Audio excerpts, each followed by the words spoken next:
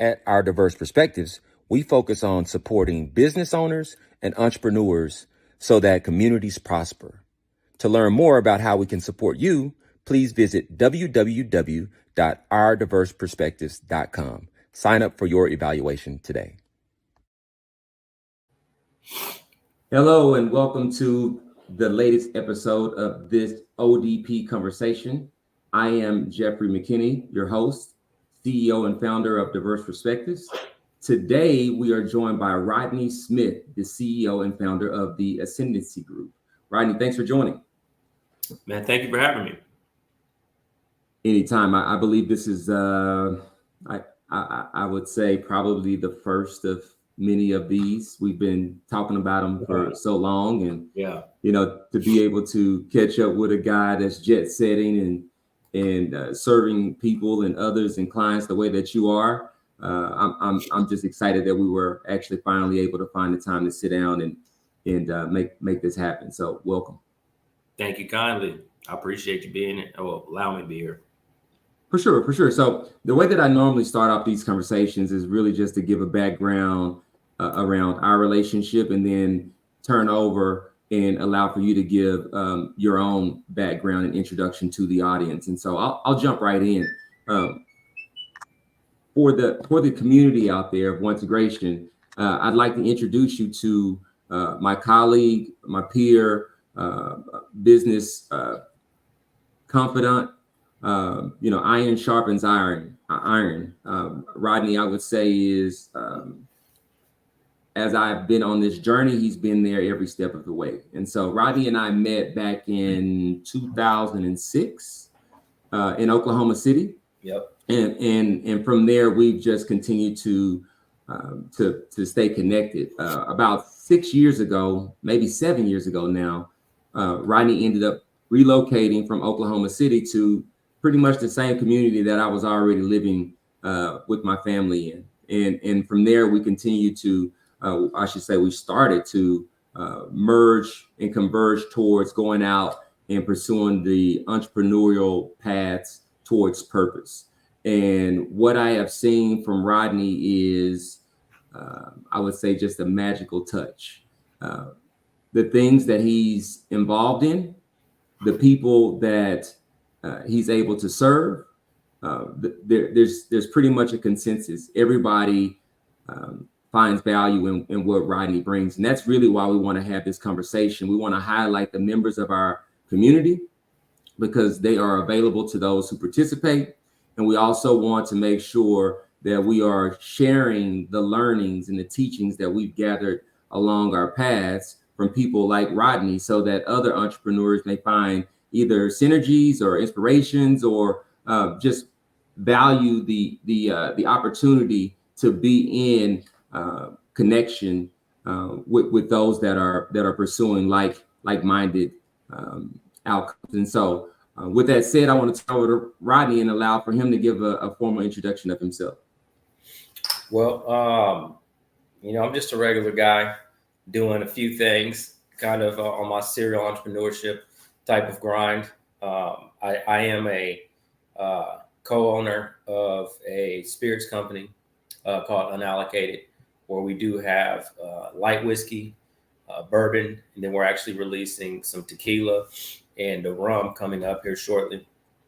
We got some products and stuff aging, and that started off with me starting a neighborhood whiskey group that we grew to 15,000 plus members. And I kind of took a step back so I can focus on some other things. But currently, I have my own talent and sports marketing agency called the Ascendancy Group, where we work with professional athletes, across the NBA, the NFL, PGA, wrestling, NASCAR, collegiate level from the women's and men's side of the house. And then also any other type of talent. We just signed a rapper. Well, we actually have a female rapper, signed another guy that has some pretty big hits that we're going to do something with in the future. Guy from WWE we just signed last week, Bobby Lashley. I'm really excited about that one. Working with some top talent on the influencer space. We help them get deals. So anything from, off the field, off the court, off the track, whatever their professional sport is, We don't help with those on the field agreements, but anything off the field and off from their sports, we help them negotiate, whether it be deals and collaborations online, whether it be, appearances, signings, TV shows, documentaries, cameo appearances, anything, we do it. And we get to have fun in the process while doing it, Well, you and I just had big fun at the event that you so graciously invited me to a few evenings ago. And so it was cool to be inside of the Rodney Smith show. So again, thank you for extending that invitation. I want to dig in a bit, as I alluded to in the beginning of the conversation. Before you go into that, I actually the first thing that I try to show, Jeff, my, what I'm kind of out here doing.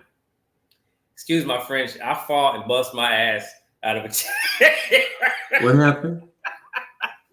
What happened? Fall and bust my tail out of a chair. Oh, listen. So, so Rodney seems to remember that, and he had to. I didn't even know what he was talking about, and so there was an incident at this beautiful event to where there were folding chairs at the table, and one of those chairs, as Rodney began to move up to the table, decided to unfold right under his backside. And so there was an incident. However, it did not change. And it could have happened to any of us. And so it at the end of the day, you're still Rodney Smith. And so sometimes he has to humble me at times, time to time, let me know, Ray brother, don't get bridges. There were people jumping to help. I mean, it was like instantaneously. So, but it was a beautiful evening. I want to dig in on the Ascendancy Group for just a moment to kind of let the audience know why you stopped at this particular juncture. You alluded to the other business endeavors that you've been a part of. Shout out someone, Say Whisky. Very here in the area. Kind of just caught fire overnight. Rodney built and team built that group, and now he's moved on to other things. And there's been some other stops in between. Can you share with us what was it about the Ascendancy Group and this opportunity for this particular model to serve is what said, okay, I want to go all in this area on this particular opportunity? I mean, I grew up watching sports as most young men did. And being able to do something that didn't feel like work, it was just something that I feel like I gravitated to. Like I worked hard in the corporate space. And, you come from the same space that I come from. And, selling technology, it can really help set you up for the lifestyle that you really want. But at the end of the day, it's not fulfilling. Like you are out here creating opportunities, making millions of dollars for these guys to get a very fractional portion of these deals you're bringing to the table. We're working so hard to be able to easily be loved one day and be hated the next day. And it was just too much stress. The stresses of, which paid very handsomely, by the way, you know what I mean? Like, I'm not gonna lie, great money for, especially the African-American brothers like ourselves to be able to make a way in the sales world, in a world that doesn't look like us, and be so successful. I'm appreciative for those opportunities. But I think, God was molding me for my purpose in what I'm doing now, because I don't have an education. I didn't graduate high school. I tried to go to college, got kicked out because of a charge that I caught outside of school. And that opportunity gave me the ability to learn how to deal with people that don't look like me. Taught me how, to build business acumen and to educate myself. And did it and found out how corrupt the corporate space really was, and had a lot of issues. Like my first experience, and I'm getting to the answer to your question, but the first experience that I had, of like how corrupt the corporate space was, is when I was working at, I don't even know if I can say the name. I don't want to say the name, but the same company that you worked at. I got laid off for some BS. You know what I mean? I was one of the top sellers on the floor, and I know, it had something to do with the color of my skin. So got laid off and had a really different perspective of the corporate space. And I moved to Dallas and had a really great, successful turning point in my sales world, and developed a really great name for myself in the city. And when I started the Say Whisky group, it allowed me to meet, some of the top NFL players, some of the top talent guys, because they would bring out alcohol, and working with them, to get cola approvals, get through distribution, being able to help them bring their products into market was something that I felt like was really fun. We all get to watch the people on TV and then you get to hang with them. So, I started hanging out with these guys. Shout out to Rodney Smith for like really giving me like my first opportunity, to work with some guys, and it just kind of like trickle effect. It was a trickle effect from there. And, you start working with these guys and realizing that, slanging technology is hard. Like you got to try to convince somebody to buy something. I notice everywhere we go, athletes are the ones that are making the big deals, the ones that are associated with a lot of these companies. When you look at your HP uses rappers, athletes, to sell their consumer products. You look at the commercials, the McDonald's, the Sprites, they use athletes to pretty much get you to do everything you want to do. And then I start working with them and I see the type of access that I got. I saw how fun it was. I realized that, being in this space allows you to break open through doors that you normally can't get through. And it was fun, for the most part. Like, it was truly amazing. And as I start doing more of this, I realized that I can do this full time. And I realized that as an A player in a company of a sales world, I really wasn't motivated to go work for anyone else. And me, I'm all about credibility. I'm all about the relationship and not ruining the integrity of my brand. So I felt like it was time for me to kind of like walk away and just decide to do this on my own, man, because I didn't have any motivation to wake up and do anything for the corporate world anymore. No more. You said a lot in that, and much of it, Mm-hmm. I understand, and I've experienced similar things, and much of it is the why behind the reason we build, and on our diverse perspective side, one integration and a platform and a community to be able to unite folks, to support them to pursue their dreams, and ensure that they're safe in all spaces. You talk about the past and you're forward looking, but there has to come a pivotal moment when you shift from your current circumstance, which you were inside of corporate America. As you said, it was a great way to provide for your family, and now you shift and you looked at a new path that you hadn't necessarily walked down before.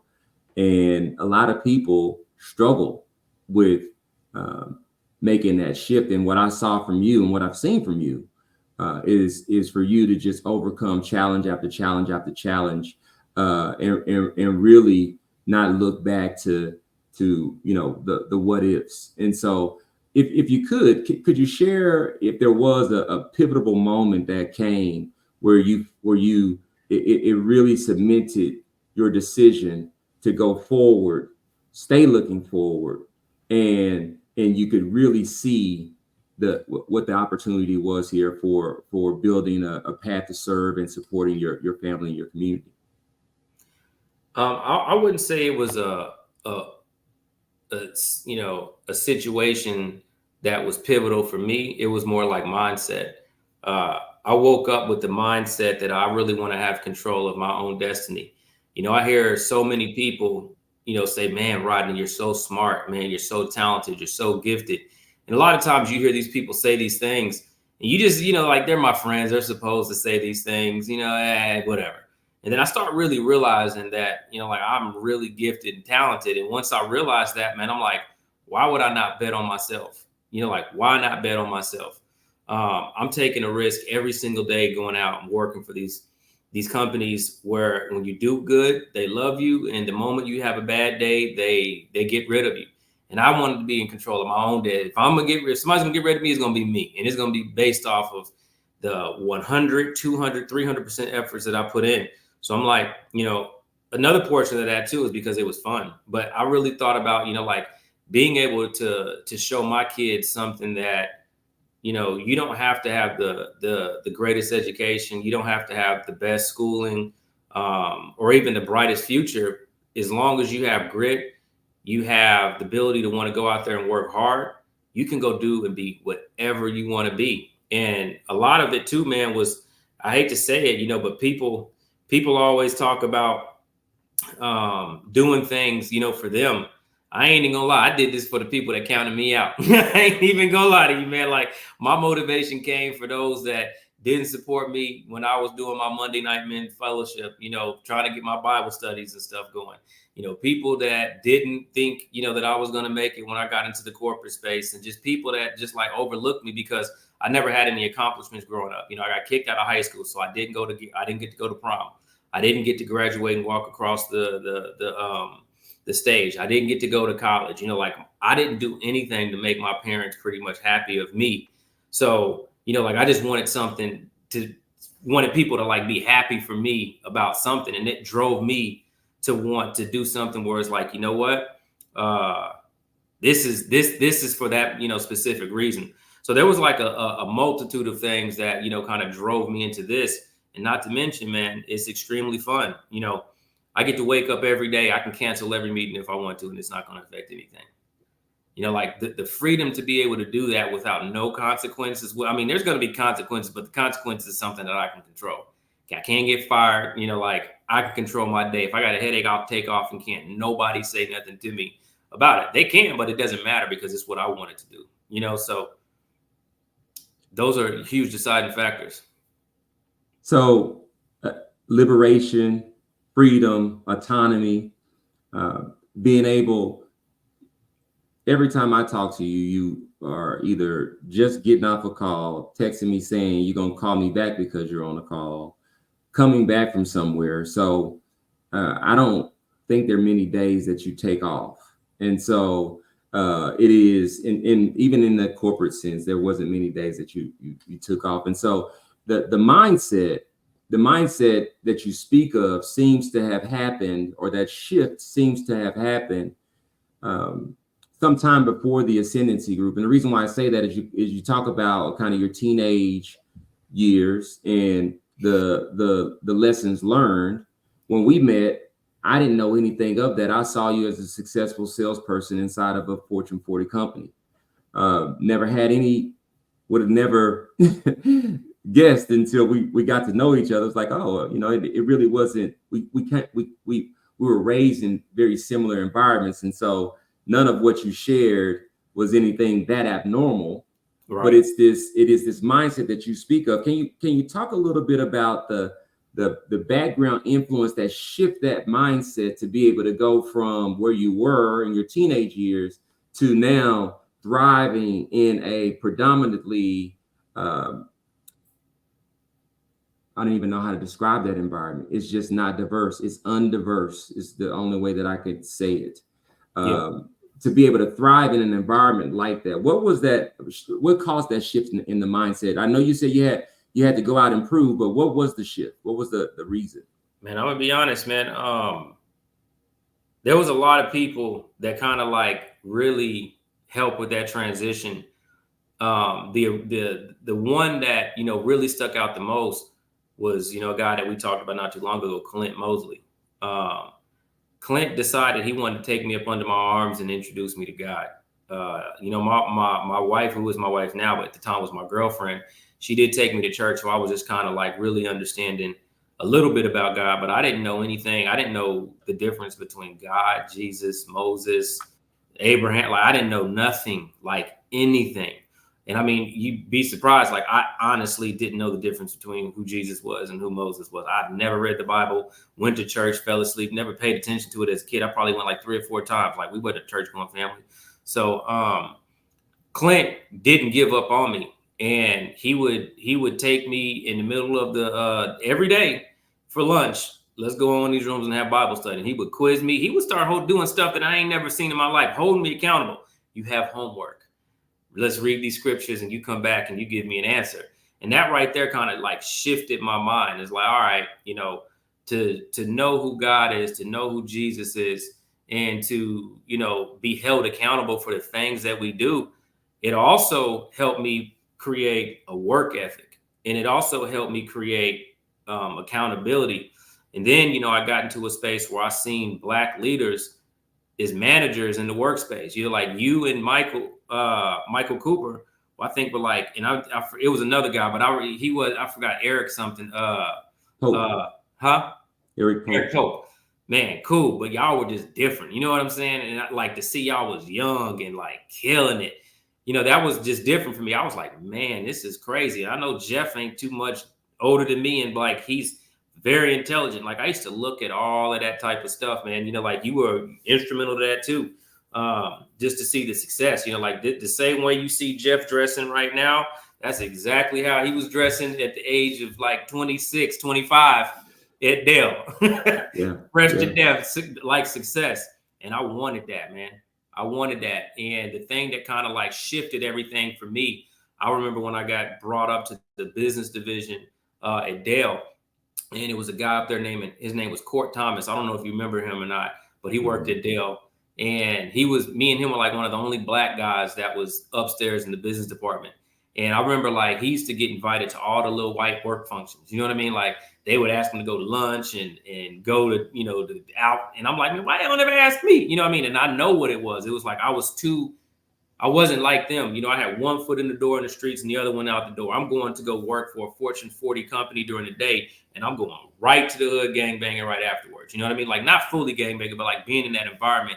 And when I started to see that, the white culture was accepted to us to a certain extent, I kind of wanted that because I've always made friends wherever I went. And it bothered me that I wasn't, amongst them. And I was like, all right, maybe I need to understand them a little bit more. A Dale word that we would always use was ambiguity. I think that's probably the number one Dale word. I did not know what that meant. I used to hear it all the time. I used to say it in my head because back in the day we didn't have Google and stuff on our phones, like you can now. So, I hear the word ambiguity and I'll be in the meeting. I'm like, ambiguity. And I say it and I go back to my desk and go Google it. Boom. What does this mean? And I started to educate myself and go home and read and do things. And like, that was the shift for everything. Like Clint, you guys was the shift. And then it kind of held, my relationship with God and Jesus is what was really what turned everything over. Well, I should say a relationship with God and Jesus is, of course, a game changer. I've walked a path for the last 44 years, specifically one of a bit of extra weight the last 3 years, and there's no way I would have been able to. Well, I should say I haven't carried the weight. I've turned it over and continued to pursue what I've been called to do, and that's what I see you doing as well. And thank you. I never knew or I kind of had an idea that maybe there was someone watching, but I was really just going on through my professional career, pursuing and knowing that it was my job to make a better path for those coming behind me. And like you said, you were not too far behind me at that time. And here we are together, what is it, 18 years later, and we're building businesses together and contributing to one another. And like you said, it is very fun. And so thank you for being a partner and a colleague in that way.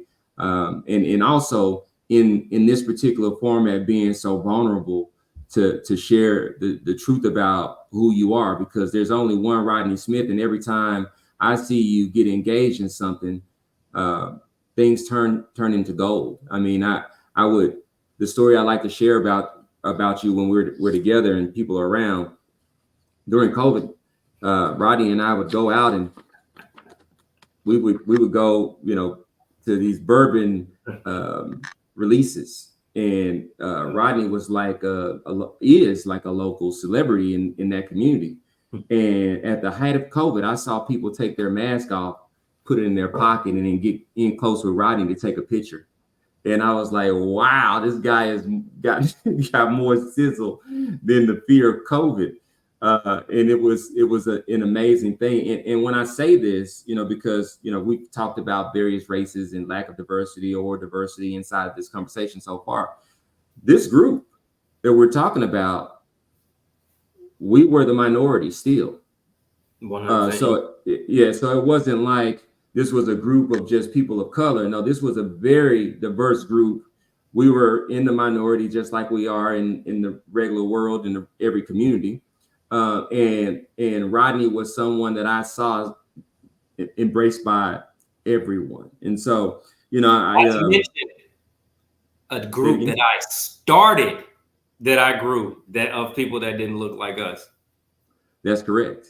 Yeah, that's correct. So when he says, and he's saying that he started it, this started off as a Facebook group, and it led all the way to Rodney being co-owner of a spirits brand. I've got a couple of the bottles here in my office, and Rodney shows those jerseys behind him of all of his clients, but he's got an extensive bourbon library as well. And so let's switch gears. Let's talk about the biggest challenge you faced as you put the flag in the ground and said the Ascendancy Group is what it is. This is where I'm going. Share a challenge that you had to overcome, and what was that process like? The biggest challenge, I would say, tested my faith. And not in the sense of like me questioning God or anything, but like sometimes you get worried. And, if you're a true believer of Jesus Christ and you follow that word, God tells us not to worry. He tells us to trust in him. And sometimes when we don't see a clear picture ahead of us, especially as entrepreneurs, because this isn't for, the weak. This is not for the weak. When you see, and this is what I hate about social media, because you see all these entrepreneurs and they bosses on the internet, they taking these trips and doing that. Yeah, right. That's not life. That's not how it is for everybody. And that's not how it is for 80% of business owners, even to this day, even with these large enterprise corporations, it's not as great as you think.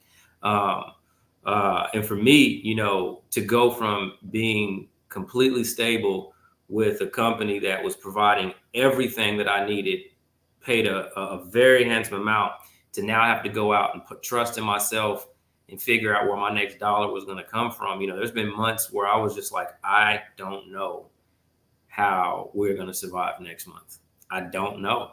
And when you have that type of fear and you have the stress of, your significant other stressing as well, stresses you out, and being able to put all that weight on, like I've had situations like seriously, like it's been a countdown to the days where I'm like, I have to be out of my house.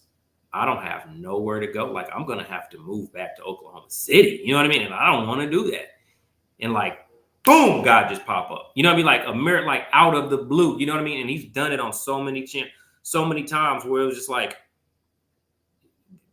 there's no way that he could get any glory if it didn't go any other way. Like sometimes, we have to go through certain things to like really be put up and check our faith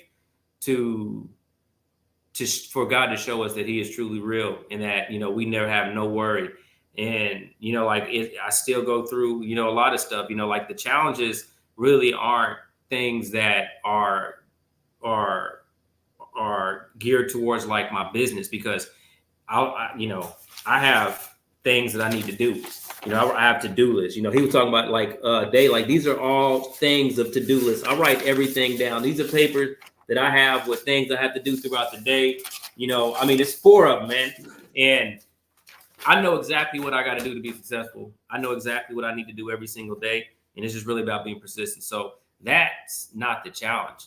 Like this is the biggest challenge that I think that every last one of us faces. And for me, that has been the overall obstacle. And to me, I try to look at things where I can only control what I can control. And what I can control is what I do every single day. What I get up and what I do every single day. And I no longer worry about tomorrow. I don't worry about the future. I only worry about how I can change that throughout this day. And I know for a fact, God is he's gonna provide. I've yet to be put out on the streets. I've yet to not have food in my home. I've yet to be in a bad situation. Like, it's always overcome. So that's probably been one of the biggest challenges for me. If we had an organ, if we had an organ, I would have started with the dun it, dun dun dun it. And the reason why I say that is because you know that I know that. Mm-hmm. You know that, and we have these conversations, and that's what's so beautiful about our relationship, is that we sit on the back patios late nights and we share these vulnerable times, and we uplift one another in those moments. And so, when you're talking about, being prepared, but also too, there are these times where, as Chadwick Boseman said, and that's really how I arrived at building one integration and diverse perspectives in this manner, is that he said that experiences, the good and the bad, are sent in their ways they're God's way of preparing you for your purpose. And so do not fret in those times. Just know that it's about the preparation. And so many times, when you're in a position of disconnectedness from the Creator, He's not able to speak. You're unable to hear. Right. And that fear will overcome and make you think, I got to turn back, instead of understanding, like, no, He said to test Him. And He said that these are His promises. They are very clear. Without Clint Mosley sitting you down, taking you through those exercises, you don't have that foundation. That foundation needed to thrive in the face of fear isn't there. So shout out Clint Mosley for investing in Rodney many moons ago. Those are things that are still paying off today. The one thing I'll add about that before we move on is that the community of our diverse perspectives and the team of our diverse perspectives was envisioned to be able to pretty much support the scenario that Rodney just laid out. As we began to build our purposes, businesses out of our purposes, we realized that we were unable to realize how much we didn't know. But we had the mindset to keep going. And so you started to figure out, well, I got to build a team, but how do I build a team? And so that's the reason why at the root we have said, okay, well, we'll have a community and we'll have the resources that envision and deploy strategies and solutions like one integration, responsible services, responsible human relations, AI, BLS, and all of these things that we have as quote unquote standalone products. We use them to demonstrate who we are. And we invite other entrepreneurs to be a part of the community so they'll have access. So when they don't know where to go, they can just ask the question inside of the community, and the right resources will be there, and they'll already be validated. And so today, what happens in social media world is that there are all kinds of people out there, some real, some fake, some bots, some who knows. And a lot of people are dealing with that ambiguity. How did you say it again, Rodney? Ambiguity. That ambiguity. That is, dealing with ambiguity is the phrase that we spoke while they're in that environment. And so to minimize that and get access to the right resources, we have put together this Our Diverse Perspectives conversation and the community that lives inside of One Integration. Question for you. What are the trends you are currently observing in your industry, and how is the Ascendancy Group adapting to these changes?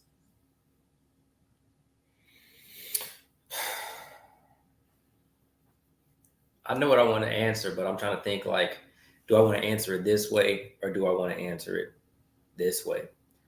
I want to give you like two answers. So there's a lot of trends that I'm seeing in this space, and a lot of it is really more clout than anything. I'm very new to this space, so I can't speak, too much about it. But I see there's a lot of clout from a lot of the bigger agencies. You got a lot of agencies that want to say they were getting deals, but when you talk to the players, it ain't really like what it seems. There's a lot of favoritism going on. The sports marketing space is very, very new.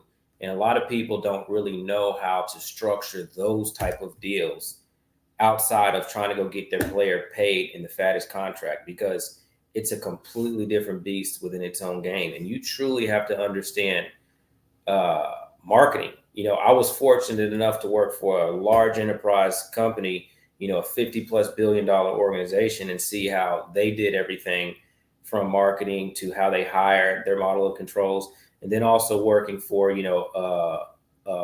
a smaller enterprise company that was around that $1 to $5 billion, then going into a startup company to see, how all the pieces are put together, learning, P&L, understanding like EBITDA, knowing how and when to hire, knowing, what are the next steps for scalability and growth, and what happens when you hire too fast.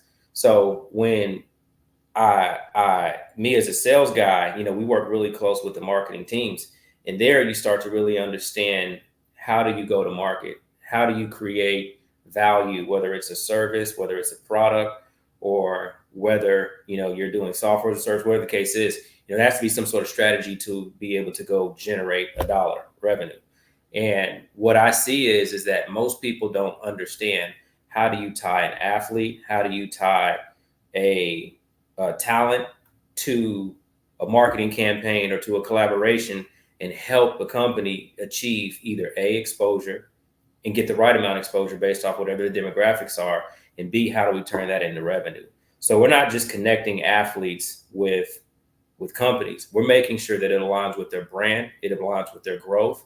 You may have a company that's starting up in Florida and they've taken over the whole Florida market, and they may have the Atlanta market that they're coming into, and now they want to, approach California. Well, instead of trying to get somebody in Florida where you're already dominating as an athlete to work with you and be the spokesman, why don't you partner up with somebody on the West Coast? Maybe, just for the sake of, shits and giggles, a name that we all recognize, like a LeBron James. LeBron James plays for the Lakers. You get you signed with somebody like that, you can walk through a door for a company headquartered in California. When you say this person's attached to my brand, you probably get past the gatekeeper a lot faster. It allows you to be able to probably get your products into a store, whether it's a Target that's based out of there, whatever the case is, in-store activation. This player can help for growth and sales. So the way that we approach and attack our deals is something that's different than what we see. So I'm not here to go along with the trends. I am literally trying to be a trendsetter in what we do with the Ascendancy Group.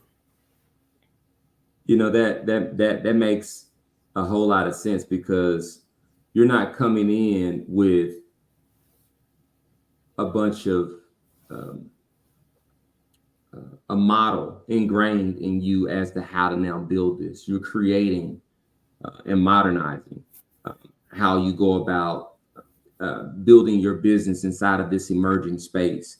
Do you have any innovation type projects that you guys are currently working on to make this more effective or efficient as you guys grow your portfolio of clients and the relationships? I don't really have a model. I'm learning every day, that we're learning, and I'm working with a consultant. I just brought on a project manager to help me be a lot more efficient. But my game is completely different than what I think it is out there. I look at the model. You know what? I will take that back. Yes, we do have a model. So when I go look at like low hanging fruit on how we generate revenue, I take it and approach it the same way I would as if I was account executive. If my quota is $15 million, I'm going to have some wells in there somewhere. And those wells are going to be able to get that deal close a lot faster. But I can't work on all wells because all wells, take anywhere 6, 8, 12, 16 plus months to close.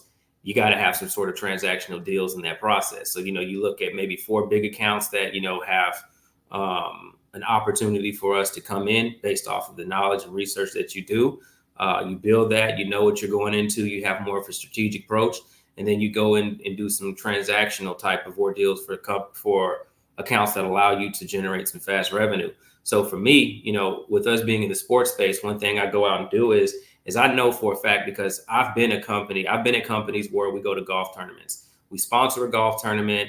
It's fun for the account executive, but it doesn't generate revenue. It gives us face to be at a celebrity golf tournament or be it something that Microsoft is doing, and we're a company that's hosting. I realize that there's no revenue or an ROI that comes in from that investment. It's just getting our name out there. So what I would do is I'm like, all right, I know for a fact I'm going to go look at the Dallas Cowboys website. I'm going to go look at the 49ers website. I'm going to see every event that they put on and see what type of sponsors came into play to whether it was to be a part of a gala, or if it was to be a part of a tech event, or to be a part of anything they have going on. And I'm going to reach out to them and ask them, let them know first and foremost that we work with probably some players from events that you sponsored with these professional teams. And I think we can probably find a better way than what you've been doing with your sponsorships to give you a quicker return and exposure with the dollars you spent. And I started asking questions, we saw that you were a sponsor at the spring training, for the Dallas Cowboys in Oxnard.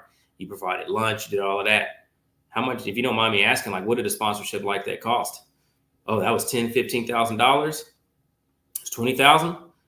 Did you get a return on that? What kind of business did you get from that? None. You do a lot of these a year. You're probably spending like $100,000 in events. What kind of business do you get when you go to a tech conference or a trade show? What kind of business do you get back from that? $100,000 just going down the toilet for exposure. What if I tell you that we have a better route that you can work directly with the players? You spend $100,000 a year with no transition or no ROI. What if you give us $20,000 of that? And then we give you somebody with a following. We give you somebody that has a demographic that's based towards you. We give you notoriety on social media with these athletes. You post something on your page, people are probably just going to scroll it because they don't know you. But you give them a familiar face to speak your language, they may stop and they may look at it. They have bigger reach and insights. And then we break everything down. So that's the easy, low-bearing fruit of a model that we're starting to implement to start getting some cash flow into the company. That makes a whole lot of sense, but it's an easy segue into the next question, and it's around leadership. You are an amazing, these athletes that are trusting their brands and their social media presence and engagement models and strategies to you. These guys come from a world and have resources. However, they are there with you whenever you ask them to be there. Whenever you put something together and they're buying into your strategy. What's your secret sauce from a leadership and influence perspective to be able to take these very successful athletes and be able to influence and deliver the things that you are positioning and dreaming up for them? Transparency, number one thing. I've learned over the years is I've made a lot of mistakes in my life that, be the change that you want to see. And when I realized that my wife wasn't on the same accord as me, and I realized that she was living in turmoil and had attitudes and all the time, I had to go back and look at why is she acting like that, right? It's a reason why she's doing this to me. It's probably because of something that I did. So in order for her to trust me, I have to change the way that I do things. And if I have better leadership qualities as a man, she'll probably follow, because I didn't know where I was going. So I had to learn how to lead and learn how to be able to change, my whole life and perspective of how she, how I keep her secure, how, I show her that I can be trustworthy and all of these things and not argumentative, blah, blah, blah. And all of these things showed her a different side of me, which allowed her to have a different response into the things that I did.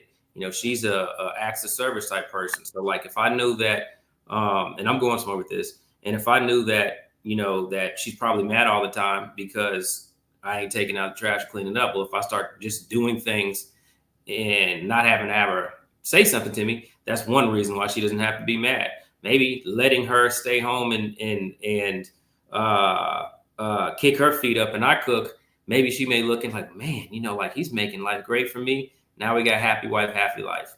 So I've learned from like how to treat my wife the way that I lead, even with these guys. Sometimes it's about building that relationship and being transparent and honest. And it may be doing the things that most people don't want to do. Like if I can make these athletes' life a whole lot easier, whether it's things that, you just may not do. Like, yes, I'm the CEO.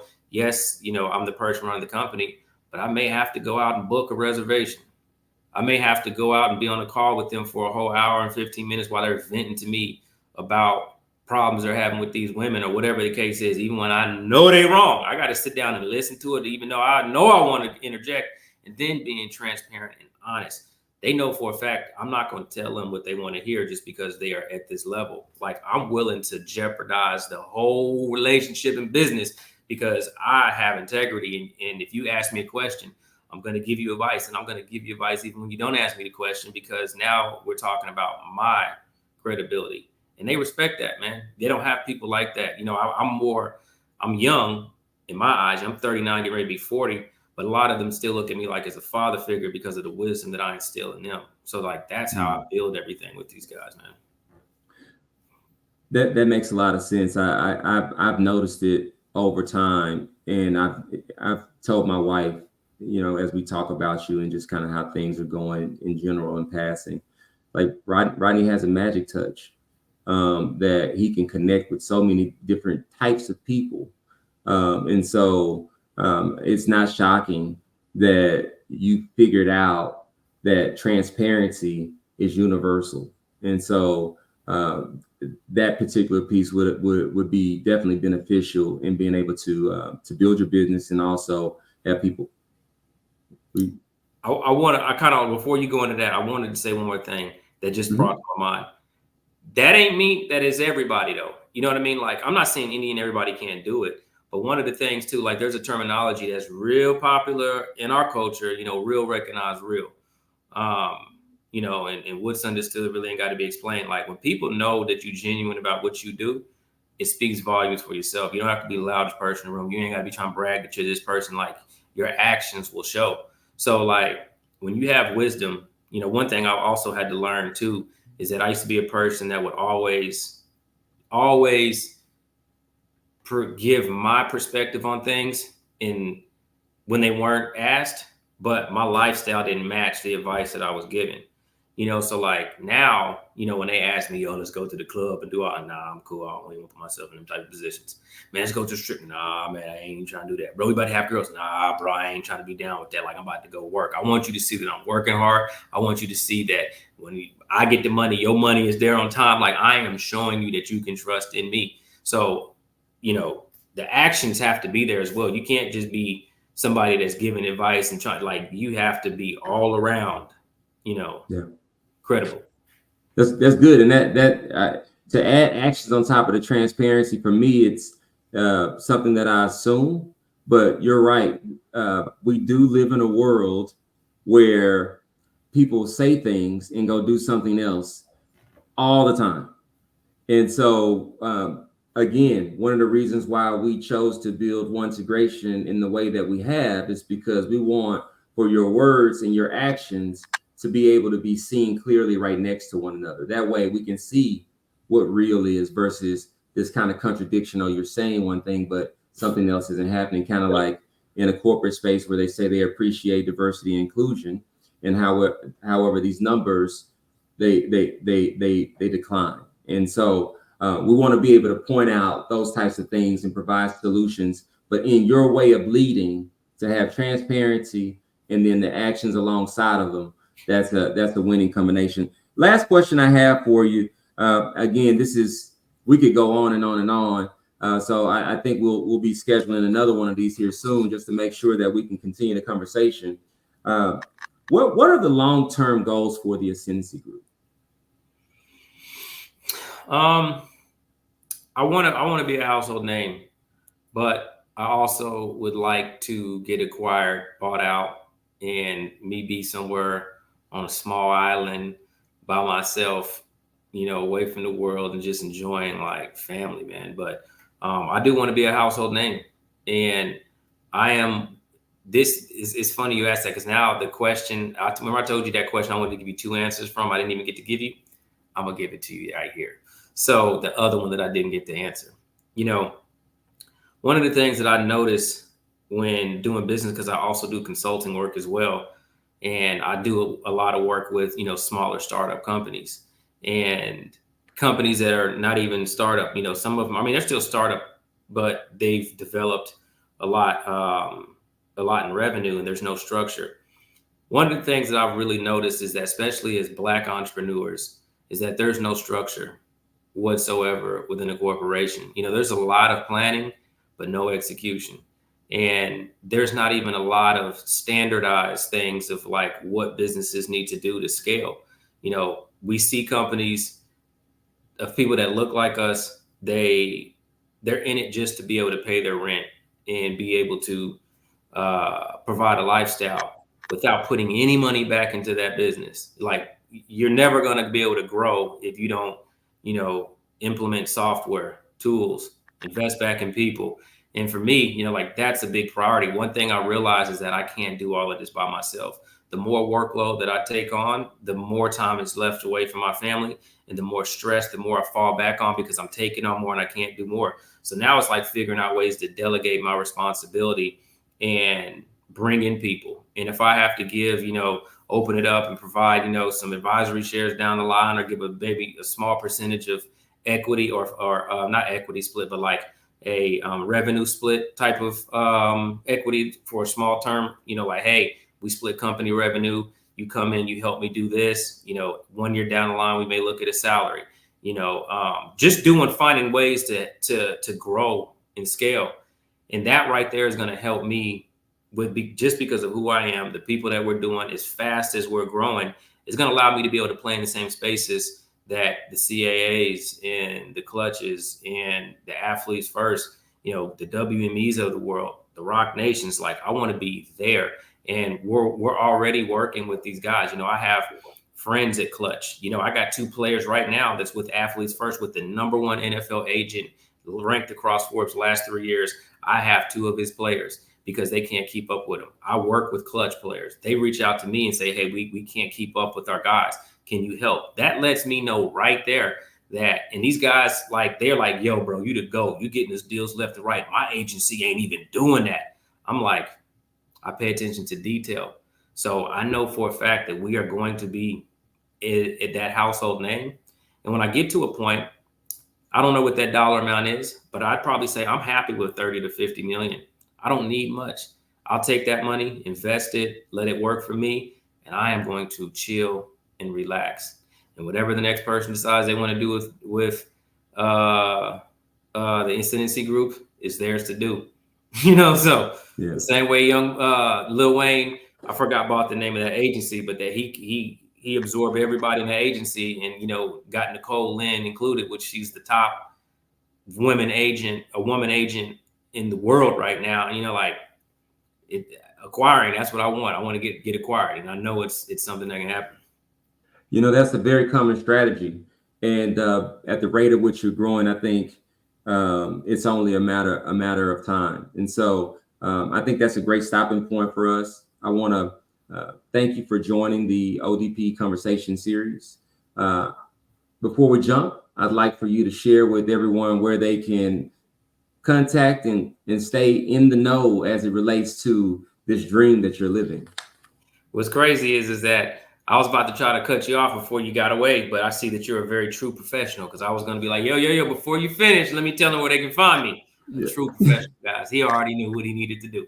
I'm, if you're going to find me, check me out on Instagram. You can find my personal page _Rodney, RODNEY_Smith.